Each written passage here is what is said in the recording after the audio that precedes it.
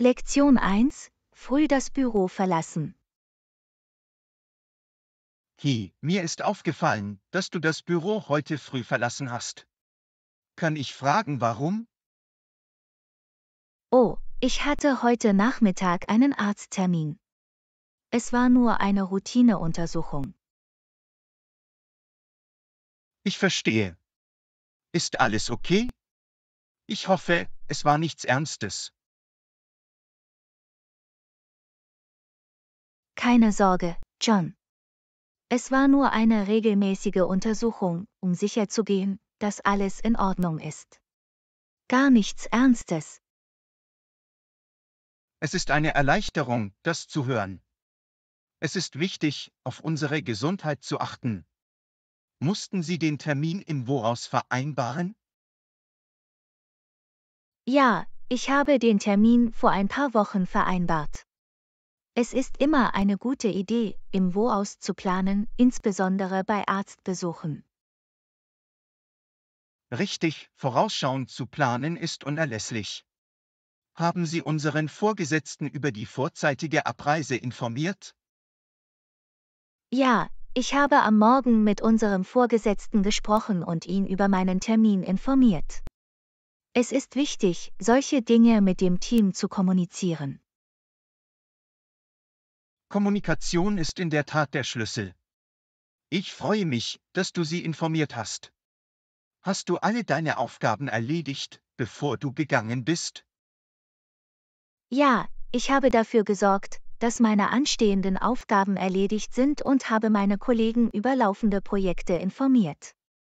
Es ist wichtig, die Dinge abzuwickeln, bevor sie vorzeitig abreisen. Das liegt an dir, Anna. Musstest du die versäumte Zeit später nachholen? Nein, mein Vorgesetzter verstand die Situation und ich musste die versäumte Zeit nicht nachholen. Es ist immer gut, ein unterstützendes Arbeitsumfeld zu haben. Das ist toll zu hören. Es ist wichtig, verständnisvolle Kollegen und Vorgesetzte zu haben. Ich freue mich, dass du das hast. Absolut, John. Das macht einen großen Unterschied. Gibt es noch etwas, das Sie zum vorzeitigen Verlassen des Büros fragen möchten? Nein, das deckt es ab. Danke fürs Teilen, Anna. Ich hoffe, deine Untersuchung verlief gut. Danke, John. Es war ein Routinebesuch und alles verlief reibungslos. Ich weiß Ihre Besorgnis zu schätzen. Du bist willkommen, Anna. Passen Sie auf sich auf, und wenn Sie Fragen haben oder Hilfe benötigen, können Sie sich gerne an uns wenden. Das werde ich, John. Nochmals vielen Dank für Ihre Unterstützung. Lassen Sie uns weiterhin als Team zusammenarbeiten. Definitiv, Anna. Wir sind ein großartiges Team. Machen wir mit der guten Arbeit weiter. Lektion 2: Abenteuer Felsklettern. Ich freue mich sehr darauf, zum ersten Mal Klettern auszuprobieren. Das klingt nach einem tollen Abenteuer. Hast du irgendwelche Nachforschungen darüber angestellt? Ja, ich habe über verschiedene Klettertechniken und Sicherheitsvorkehrungen gelesen. Es ist wichtig, die Grundlagen zu lernen, bevor Sie beginnen. Haben Sie darüber nachgedacht, an einem Kurs teilzunehmen? Unbedingt. Ich habe mich nächste Woche bereits für einen Anfängerkurs zum Klettern angemeldet. Das ist ein kluger Schachzug. Sie bringen dir die richtigen Techniken und den Umgang mit der Ausrüstung bei. Ich bin ein bisschen höhennervös. Irgendwelche Tipps, um diese Angst zu überwinden? Beginnen Sie mit Indoor-Kletterwänden. Sie sind eine großartige Möglichkeit, Selbstvertrauen aufzubauen und sich an die Höhen zu gewöhnen. Ich werde es auf jeden Fall versuchen. Welche Ausrüstung brauche ich zum Klettern? Für einen besseren Halt benötigst du einen Klettergurt, Kletterschuhe, einen Helm und einen Schalkback. Soll ich meine Ausrüstung selbst kaufen oder kann ich sie in der Kletterhalle ausleihen? Es ist am besten, zuerst Ausrüstung zu mieten. Sobald Sie sicher sind, dass Sie engagiert sind, können Sie in Ihre eigene Ausrüstung investieren. Gut zu wissen. Sicherheit ist wichtig. Was sind einige gängige Sicherheitspraktiken? Überprüfe immer deine Knoten, kommuniziere mit deinem Kletterpartner und achte auf deine Umgebung.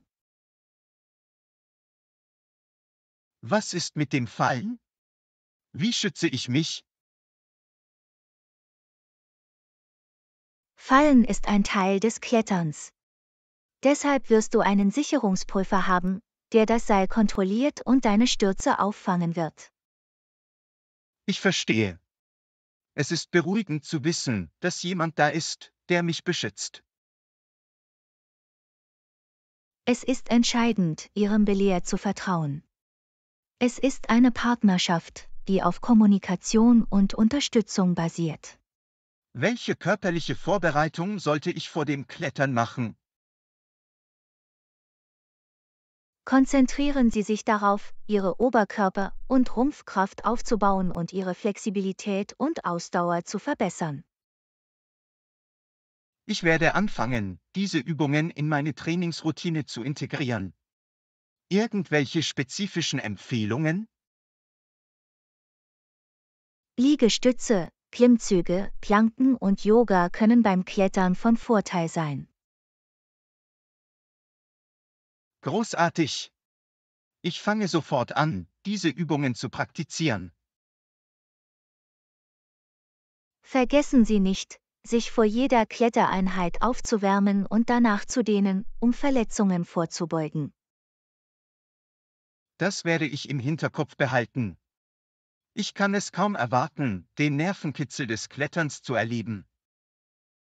Es ist ein aufregender Sport, der Sie sowohl physisch als auch mental herausfordern wird. Ich bin bereit für die Herausforderung. Danke für all deine Ratschläge, Anna. Du bist willkommen, John. Denk einfach daran, die Reise zu genießen und sie einen Anstieg nach dem anderen zu machen. Das werde ich, Anna. Ich bin dankbar für Ihre Unterstützung und Anleitung. Haben Sie eine unglaubliche Zeit auf Ihrem Kletterabenteuer. Bleib sicher und hab Spaß. Danke, Anna. Ich werde meine Erfahrung danach auf jeden Fall mit Ihnen teilen. Lektion 3: Den Hotelpool genießen. Hast du versucht, in diesem Hotel zu schwimmen? Der Pool ist unglaublich. Ja, ich bin gestern schwimmen gegangen. Es ist in der Tat ein luxuriöses Erlebnis. Wie ist die Wassertemperatur? Ist es zu kalt oder genau richtig? Die Wassertemperatur ist perfekt. Es ist weder zu kalt noch zu warm. Einfach erfrischend. Das klingt einladend. Ist der Poolbereich überfüllt oder ist es normalerweise ruhig? Die meiste Zeit ist es überraschend ruhig. Ich schätze, nicht viele Gäste nutzen den Poolbereich. Das ist eine angenehme Überraschung. Ich genieße ein ruhiges Bad ohne zu viel Lärm. Ich auch. Es ist ein großartiger Ort zum Entspannen und Erholen nach einem langen Tag. Gibt es Annehmlichkeiten am Pool wie Liegestühle oder Sonnenschirme? Ja, sie haben bequeme Liegestühle und Sonnenschirme für Schatten. Es ist ziemlich entspannend. Ich mag den Klang davon. Gibt es irgendwelche Einschränkungen oder Richtlinien, die wir befolgen sollten? Sie haben einige Regeln, wie zum Beispiel kein Tauchen und kein Essen in der Nähe des Pools. Aber insgesamt ist es ziemlich einfach. Sicherheit geht natürlich vor. Gibt es bestimmte Poolzeiten, die wir beachten sollten? Der Pool ist normalerweise von 8 Uhr bis 22 Uhr geöffnet. Es ist gut, die Betriebszeiten zu kennen. Danke für die Information, Anna. Ich werde dafür sorgen, dass ich mein Schwimmen entsprechend plane. Du bist willkommen, John. Ich bin sicher, du wirst es genießen. Lass es mich wissen, wenn du einen Poolkumpel brauchst.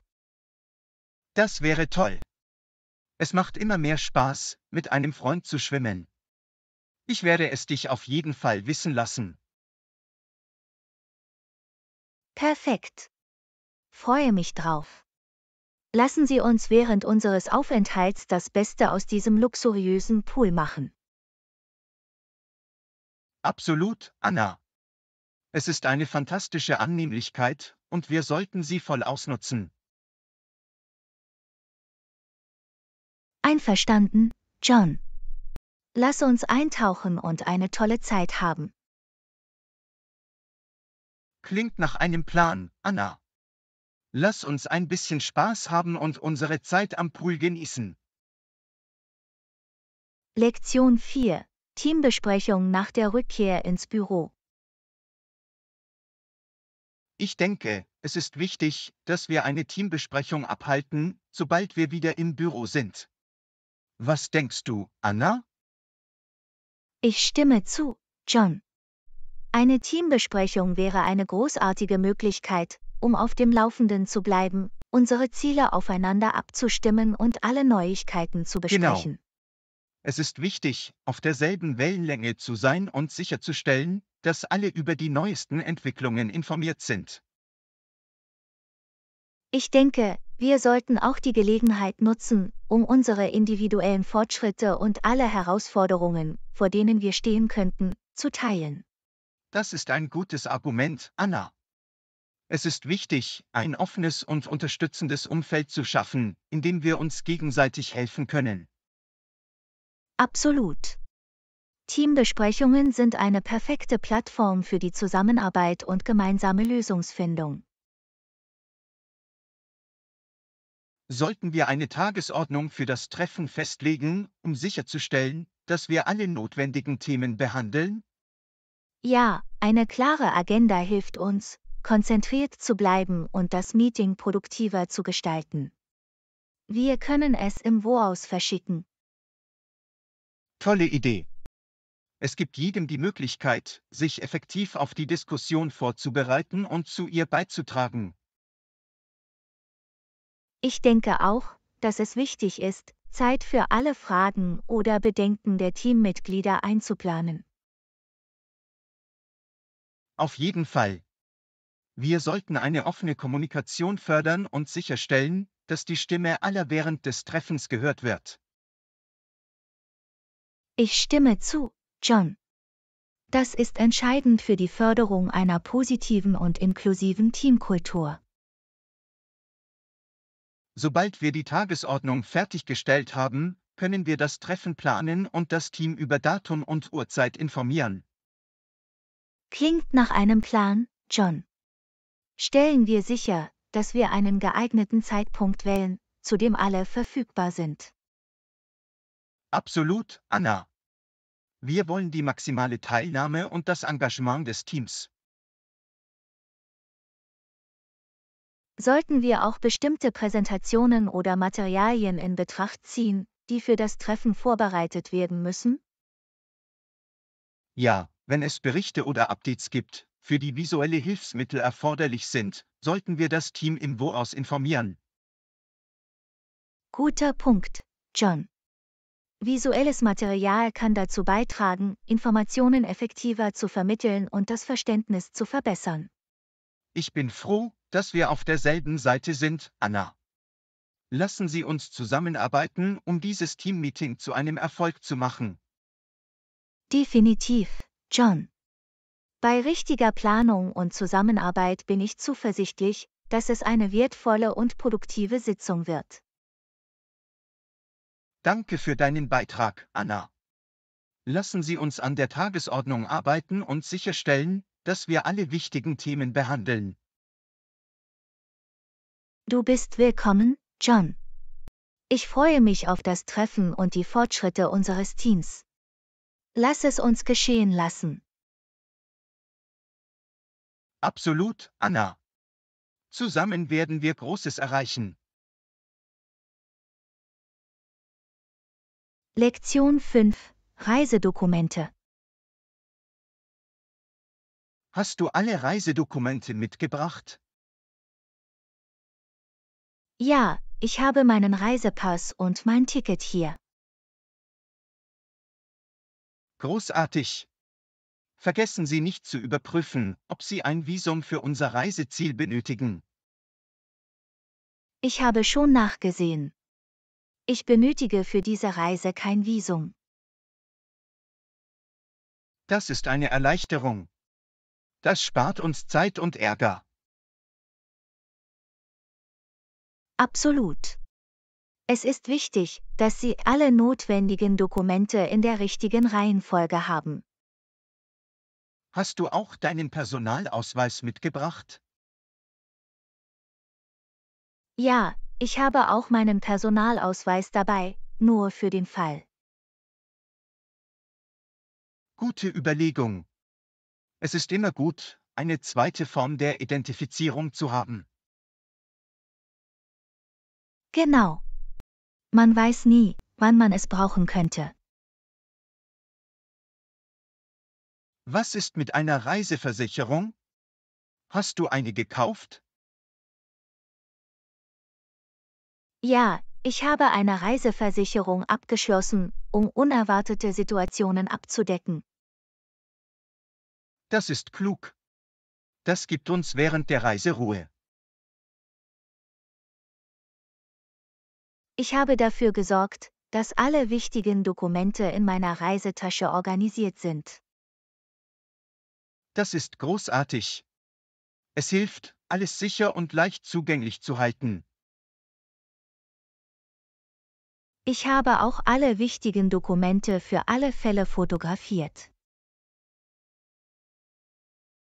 Exzellente Idee. Digitale Kopien zu haben kann sehr nützlich sein. Es ist immer besser, auf unvorhergesehene Umstände vorbereitet zu sein. Absolut. Es ist besser, alles in Ordnung zu haben, bevor wir gehen. Ich stimme zu. Organisiert zu sein macht die Reise reibungsloser. Jetzt, wo wir alle Reisedokumente haben, sind wir bereit für eine tolle Reise. Ja, lasst uns unsere Reise genießen und unvergessliche Erinnerungen schaffen. Auf ein fantastisches Abenteuer. Lektion 6: Geschäftskooperation. Lassen Sie uns einen guten Start für unsere geschäftliche Zusammenarbeit haben. Absolut, ein starker Start legt die Grundlage für den Erfolg. Wir sollten damit beginnen, unsere Ziele und Erwartungen zu besprechen. Einverstanden. Es ist wichtig, von Anfang an auf derselben Wellenlänge zu sein. Was sind die wichtigsten Ziele, die Sie mit dieser Zusammenarbeit verfolgen? Ich denke, die Erhöhung des Marktanteils und die Erweiterung unseres Kundenstamms sind von entscheidender Bedeutung. Das sind großartige Ziele. Ich glaube auch daran, die Kundenzufriedenheit in den Mittelpunkt zu stellen. Kundenzufriedenheit führt zu Loyalität und langfristigem Erfolg. Genau. Wir sollten dem Aufbau starker Beziehungen zu unseren Kunden Priorität einräumen. Ich stimme zu. Ein exzellenter Service wird uns von der Konkurrenz abheben. Wir sollten auch effektive Kommunikationskanäle innerhalb unserer Teams einrichten. Ja, eine klare und offene Kommunikation ist für einen reibungslosen Betrieb unerlässlich. Wie wäre es mit der Festlegung spezifischer Ziele und Meilensteine, um unsere Fortschritte zu verfolgen? Das ist eine gute Idee. Das hält uns verantwortlich und motiviert uns. Wir sollten auch Ressourcen mit Bedacht verteilen und die Kosten effektiv verwalten. Absolut, die Maximierung der Effizienz und die Minimierung von Abfall sind entscheidend. Lassen Sie uns einen detaillierten Aktionsplan erstellen, der unsere Zusammenarbeit leitet. Ja, ein klar definierter Plan hilft uns, konzentriert und organisiert zu bleiben. Es ist auch wichtig, unsere Leistung regelmäßig zu überprüfen und Anpassungen vorzunehmen. Kontinuierliche Verbesserung ist der Schlüssel, um in der Geschäftswelt die Nase vorn zu haben. Ich bin zuversichtlich, dass wir mit unserer gemeinsamen Vision und unserem Engagement Erfolg haben werden. Das glaube ich auch. Zusammen können wir Großes erreichen. Auf eine erfolgreiche und fruchtbare Geschäftspartnerschaft.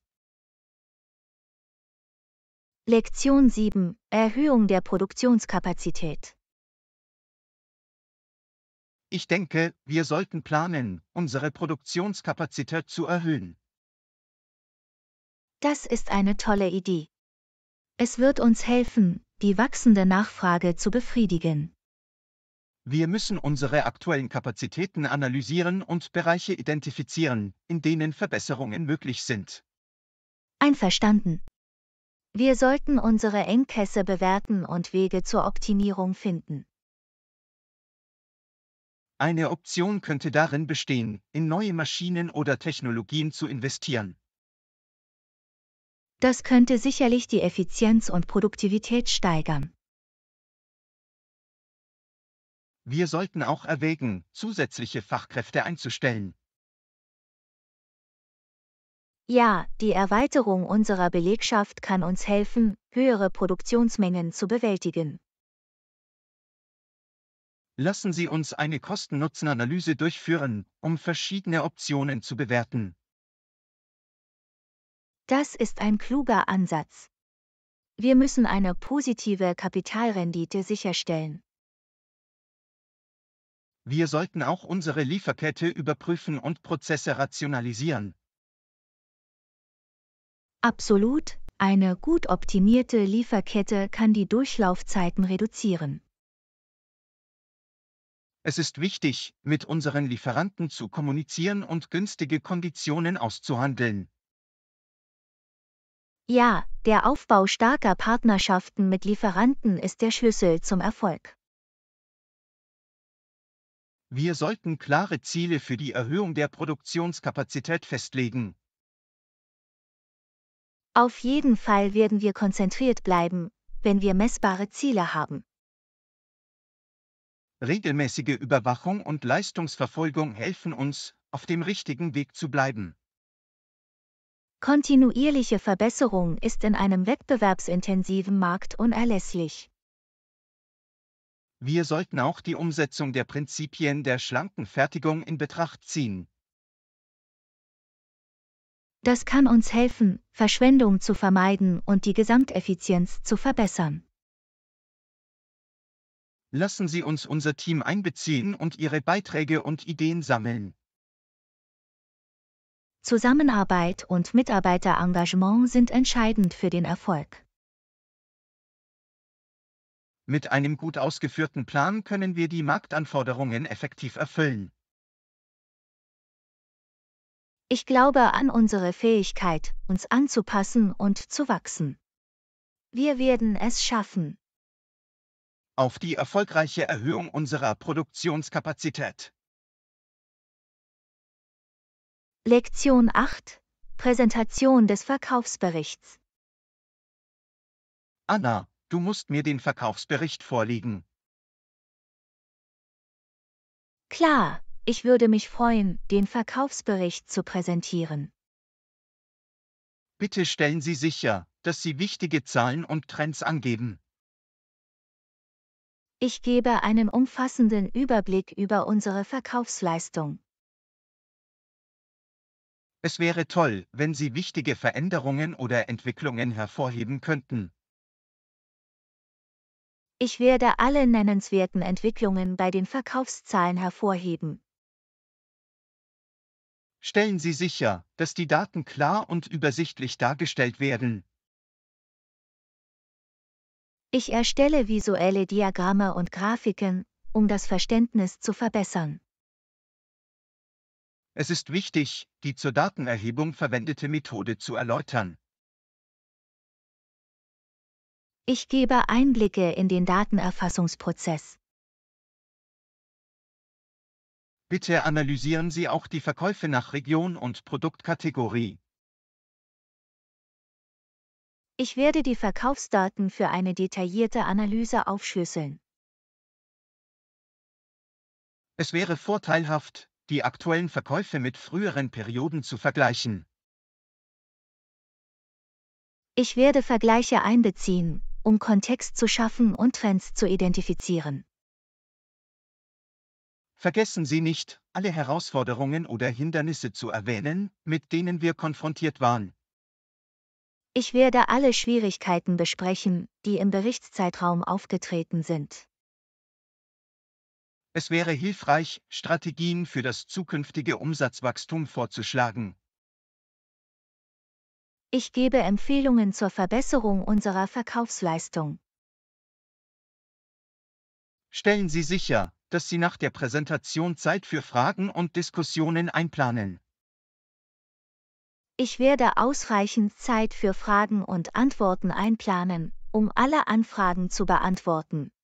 Ich habe Vertrauen in Ihre Fähigkeit, eine überzeugende Präsentation zu halten. Danke für die Gelegenheit. Ich werde mein Bestes tun, um einen ansprechenden Bericht zu präsentieren. Ich schätze Ihren Einsatz und Ihr Engagement für diese Aufgabe. Danke, John. Ich freue mich, Ihnen den Verkaufsbericht präsentieren zu können. Ich freue mich auf Ihren Vortrag. Viel Glück, Anna. Lektion 9: Lieferung von Kartons an das Lager. Anna, wurden alle Kartons in unser Lager geliefert? Ja, John. Alle Kartons wurden erfolgreich geliefert. Das sind großartige Neuigkeiten. Haben wir alles gemäß der Bestellung erhalten? Ja, die Lieferung war abgeschlossen und entsprach unserer Bestellung. Hervorragend. Jetzt können wir mit der Bestandsverwaltung fortfahren. Unbedingt, wir müssen sicherstellen, dass unser Bestand genau nachverfolgt wird. Wurden die Kartons zur einfachen Identifizierung ordnungsgemäß etikettiert? Ja, jeder Karton wurde mit den entsprechenden Informationen etikettiert. Das wird es unserem Lagerteam erleichtern, sie zu handhaben. Einverstanden. Die richtige Kennzeichnung rationalisiert den Sortierprozess. Haben wir eine Qualitätsprüfung der gelieferten Kartons durchgeführt? Ja, wir haben die Kartons überprüft, um sicherzustellen, dass sie unseren Standards entsprechen. Es ist wichtig, die Qualität unserer Produkte aufrechtzuerhalten. Absolut. Qualitätskontrolle ist für die Kundenzufriedenheit unerlässlich. Haben wir unsere Inventaraufzeichnungen aktualisiert, um den neuen Bestand widerzuspiegeln? Ja, unsere Inventaraufzeichnungen wurden entsprechend aktualisiert. Das ist gut zu hören. Es hilft uns, genaue Lagerbestände aufrechtzuerhalten. Wir haben auch Platz im Lager für den neuen Bestand reserviert. Hervorragend. Organisierter Speicher ermöglicht einen effizienten Betrieb. Wir haben uns mit dem Lagerteam für die richtige Platzierung abgestimmt. Es ist wichtig, die Nutzung unserer Lagerfläche zu optimieren. Absolut, die Maximierung des Platzes trägt zur Verbesserung der Produktivität bei. Jetzt, da die Lieferung abgeschlossen ist, können wir Kundenbestellungen erfüllen. Ja, wir können mit der Auftragsabwicklung und dem Versand fortfahren.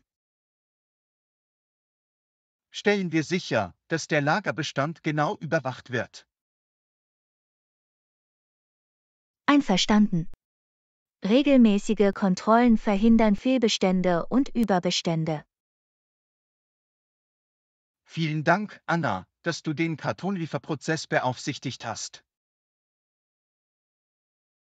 Du bist willkommen, John. Ich bin froh, dass alles glatt gelaufen ist. Ihre Liebe zum Detail wird sehr geschätzt. Danke, John. Ich strebe immer nach Exzellenz. Mit unserem effizienten Lagerbetrieb können wir die Kundenanforderungen erfüllen. Absolut, John. Wir sind gut gerüstet, um einen schnellen Service zu bieten.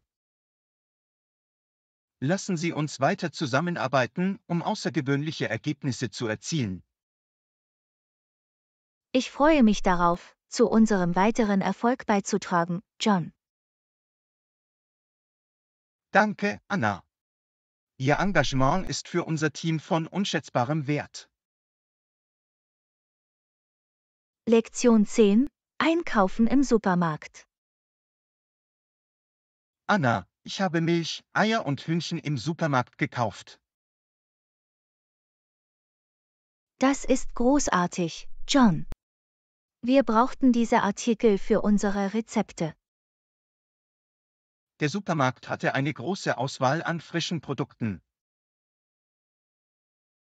Es ist praktisch, alles, was wir brauchen, an einem Ort zu finden. Ich habe die Preise verglichen, um sicherzustellen, dass wir die besten Angebote bekommen haben. Das ist kluges Einkaufen. Das hilft uns, Geld zu sparen. Die Milch war im Sonderangebot, also habe ich extra gekauft. Gute Überlegung. Wir können uns eindecken und für später sparen. Ich habe darauf geachtet, die Verfallsdaten auf den Eiern zu überprüfen. Frische Eier sind für köstliche Mahlzeiten unverzichtbar. Das Huhn war im Angebot, also habe ich ein ganzes Huhn gekauft. Das ist eine vielseitige Zutat für verschiedene Gerichte. Der Supermarkt hatte ein hilfsbereites Personal, das den Kunden weiterhilft. Es ist schön, bei Bedarf Hilfe zu erhalten. Ich habe auch meine Treuekarte verwendet, um Punkte zu sammeln. Treueprogramme eignen sich hervorragend für zusätzliche Vorteile. Der Supermarkt hatte ein sauberes und gut organisiertes Layout. Eine angenehme Einkaufsumgebung macht den Unterschied. Mir fiel auf, dass sie eine große Auswahl an internationalen Lebensmitteln hatten. Das ist aufregend. Wir können neue Geschmacksrichtungen und Küchen entdecken. Ich habe ein paar Gewürze und Saucen mitgenommen, um unsere Gerichte zu verfeinern. Gewürze verleihen unserer Küche wunderbare Aromen. Ich habe an der Kasse bezahlt und eine Quittung erhalten. Es ist wichtig, unsere Ausgaben im Auge zu behalten. Die Kassiererin war freundlich und effizient. Ein guter Kundenservice macht das Erlebnis angenehm. Ich habe die Lebensmittel nach Hause gebracht und ordnungsgemäß aufbewahrt. Die richtige Lagerung sorgt dafür, dass Lebensmittel länger frisch bleiben. Ich freue mich, dass ich zu unserer Küchenausstattung beitragen konnte. Danke, John. Ihre Bemühungen werden sehr geschätzt. Lassen Sie uns unsere Mahlzeiten mit den Zutaten planen, die wir gekauft haben. Absolut, ich freue mich darauf, leckere Mahlzeiten zuzubereiten. Das Einkaufen im Supermarkt war ein Erfolg. Das war es in der Tat. Wir sind gut ausgestattet und bereit zu kochen. Ich genieße unsere Einkaufsabenteuer, Anna. Ich auch, John. Es ist immer eine lustige Erfahrung. Lassen Sie uns weiter nach neuen Zutaten und Rezepten suchen. Ich freue mich darauf, mit dir neue kulinarische Kreationen auszuprobieren, John. Danke, dass du mich auf diesem Einkaufsbummel begleitet hast, Anna. Lektion 11: Aktivitäten für eine Reise planen. Ich markiere es in unserem Kalender. Welche Aktivitäten können wir machen, während wir dort sind? Wir können wandern gehen und die schönen Naturpfade erkunden. Das klingt abenteuerlich. Ich freue mich, von Natur umgeben zu sein. Wir können auch die örtlichen Museen und Kunstgalerien besuchen. Das ist eine tolle Idee. Wir werden die lokale Kultur erleben. Vergessen wir nicht, die lokale Küche zu probieren. Absolut. Wir sollten uns die regionalen Köstlichkeiten gönnen. Wir können auch eine Bootstour machen, um die Küste zu erkunden. Das wäre eine fantastische Art, den Meerblick zu genießen. Lassen Sie uns überprüfen, ob während unseres Besuchs Festivals oder Veranstaltungen stattfinden. Der Besuch lokaler Festivals wäre ein unvergessliches Erlebnis. Wir können auch einen Tagesausflug zu den nahegelegenen historischen Sehenswürdigkeiten planen. Die Erkundung historischer Stätten gibt uns einen Einblick in die Vergangenheit. Wie wäre es, einen Tag am Strand zu verbringen und die Sonne zu genießen? Am Strand zu entspannen klingt nach der perfekten Art, sich zu entspannen. Wir können Fahrräder mieten und die Stadt auf 2 Rädern erkunden. Das ist eine unterhaltsame und umweltfreundliche Art, sich fortzubewegen. Nehmen wir uns auch Zeit zum Einkaufen und Erkunden der lokalen Märkte. Der Einkauf von Souvenirs und der Besuch lokaler Märkte sind ein Muss. Wie wäre es mit Abenteueraktivitäten wie Seilrutschen oder Kajakfahren? Das würde unserer Reise einen Adrenalinschub verleihen. Zählen Sie mich dazu. Vergessen wir nicht, viele Fotos zu machen, um die Erinnerungen festzuhalten. Absolut. Fotos sind eine großartige Möglichkeit, später in Erinnerungen zu schwelgen. Wir sollten auch etwas Freizeit für Entspannung und Spontanität einplanen. Das ist wichtig. Wir wollen uns nicht von einem vollen Terminkalender überfordert fühlen. Lassen Sie uns sicherstellen, dass alle erforderlichen Reservierungen im Voraus recherchiert und geplant werden. Guter Punkt. Eine vorausschauende Planung hilft uns, Enttäuschungen zu vermeiden. Ich freue mich über die Aktivitäten, die wir für unsere Reise geplant haben. Ich auch, Anna. Es wird ein unvergessliches Abenteuer. Ich bin dankbar, dich als meinen Reisebegleiter zu haben, John. Ebenso, Anna. Lass uns zusammen tolle Erinnerungen schaffen. Vielen Dank für Ihren Beitrag und Ihre Begeisterung bei der Planung, John. Danke, Anna. Deine Ideen haben unsere Reise noch aufregender gemacht. Ich kann es kaum erwarten, diese Reise mit dir zu beginnen, John. Der Countdown beginnt. Es wird eine unglaubliche Reise, Anna. Lektion 12: Second-Hand-Läden erkunden. Das ist eine tolle Idee. Wir können gemeinsam neue Secondhand-Läden entdecken.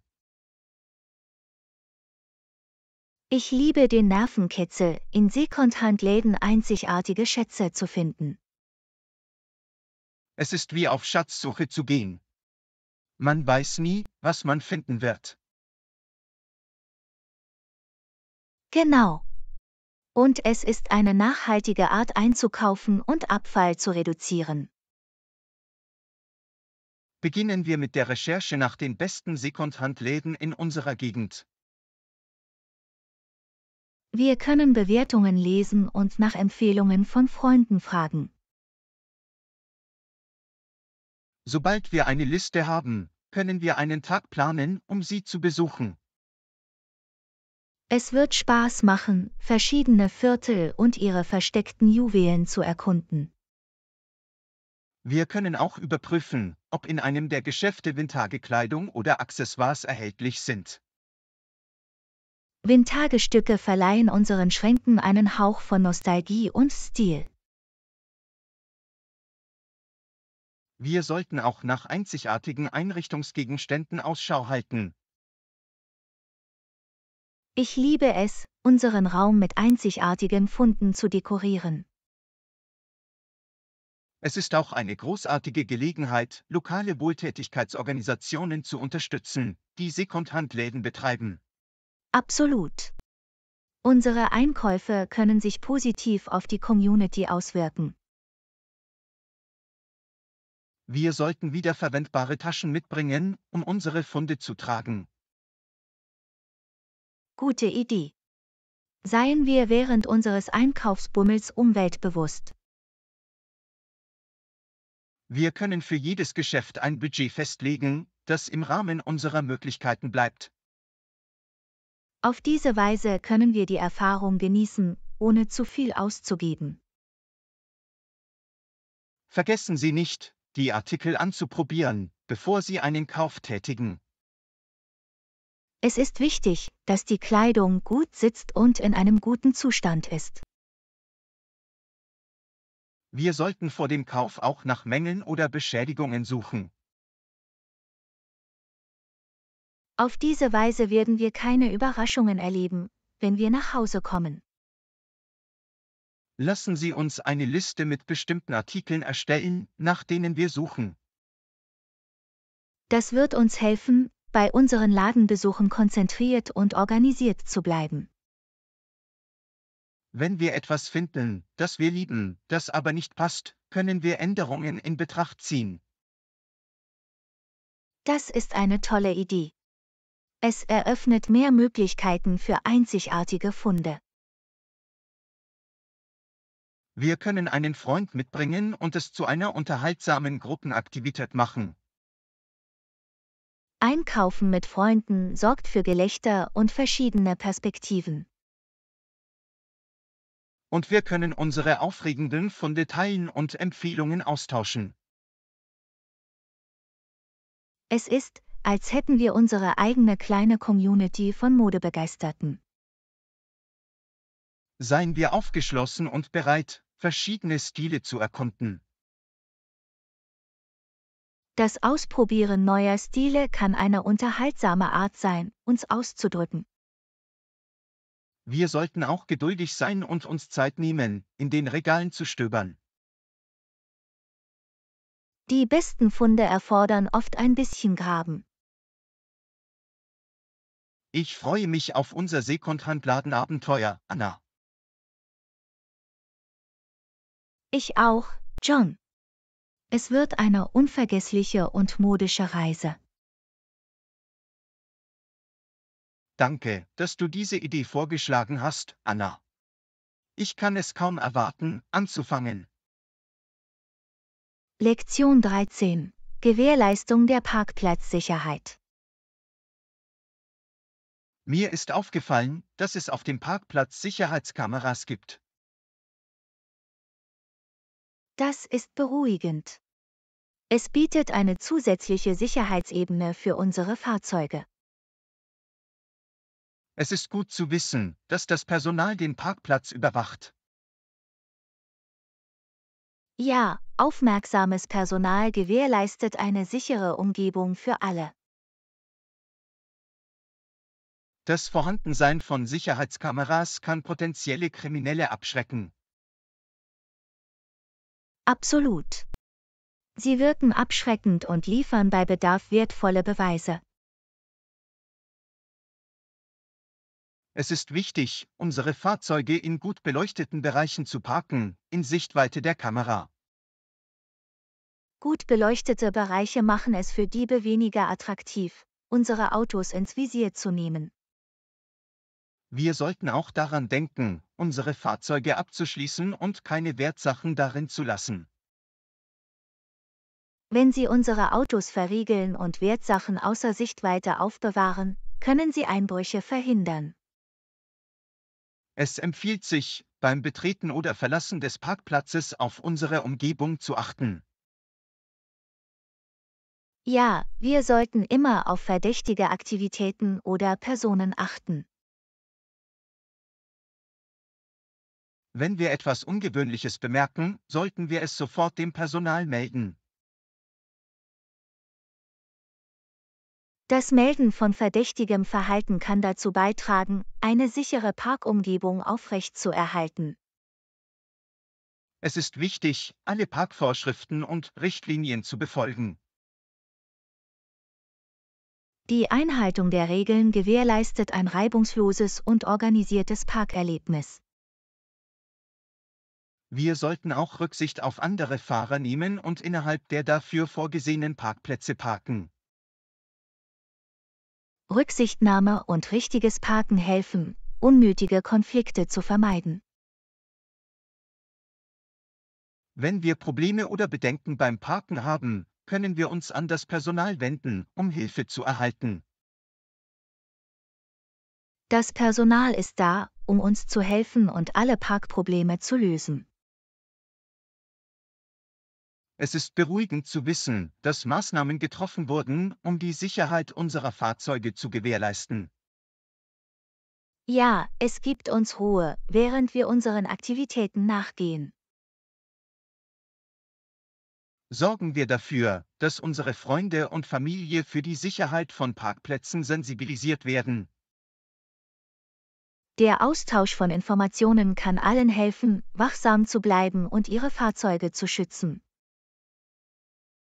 Wir können auch andere dazu ermutigen, verdächtige Aktivitäten zu melden, die sie beobachten. Gemeinsam können wir eine sicherere Parkumgebung für alle schaffen. Danke, dass du dieses wichtige Thema mit mir besprochen hast, Anna. Danke, John. Es ist wichtig, unserer Sicherheit Priorität einzuräumen. Lassen Sie uns weiterhin achtsam und proaktiv sein, wenn es um die Sicherheit von Parkplätzen geht. Lektion 14. Verführerische vegetarische Lasagne. Ich bin auf ein Rezept für eine vegetarische Lasagne gestoßen, das interessant klingt. Könntest du es teilen? Unbedingt. Das würde ich liebend gerne. Es ist eine köstliche und gesunde Alternative zu traditioneller Lasagne. Was sind die Hauptzutaten für diese vegetarische Version? Anstelle von Fleisch verwenden wir Schichten von sortiertem Gemüse wie Zucchini, Paprika und Champignons. Das klingt würzig. Was ist mit der Sauce und dem Käse? Wir verwenden eine reichhaltige Tomatensauce, gewürzt mit Kräutern und Gewürzen.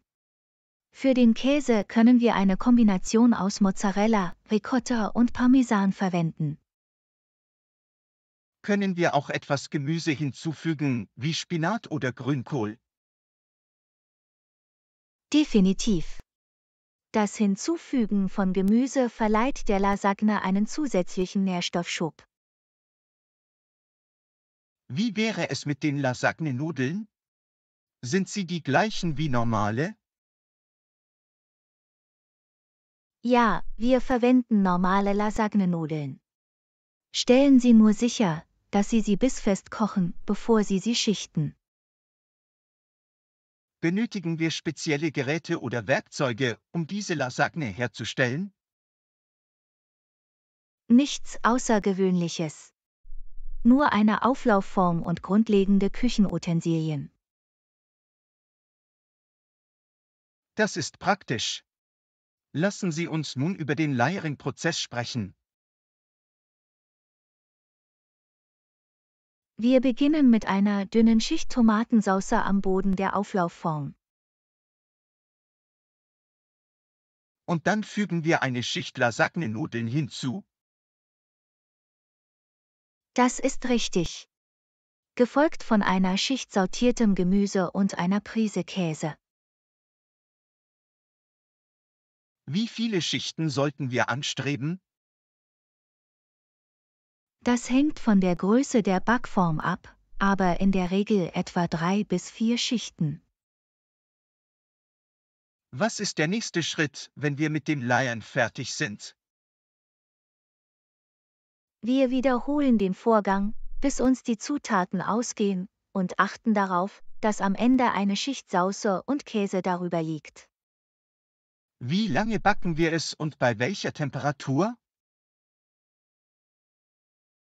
Im vorgeheizten Ofen bei 375 Grad Fahrenheit, 190 Grad Celsius, etwa 30 bis 40 Minuten backen oder bis der Käse goldbraun und sprudelnd ist. Das klingt köstlich. Ich kann es kaum erwarten, es zu versuchen. Es ist ein Publikumsliebling, auch für Nicht-Vegetarier. Die Aromen sind unglaublich. Ich werde es auf jeden Fall versuchen. Danke, dass du dieses Rezept geteilt hast, Anna. Du bist willkommen, John. Genieß dein vegetarisches Lasagne-Abenteuer. Das werde ich, Anna. Ich bin dankbar für deine kulinarische Inspiration. Lass mich wissen, wie es ausgeht. Viel Spaß beim Kochen. Das werde ich auf jeden Fall. Nochmals vielen Dank, Anna.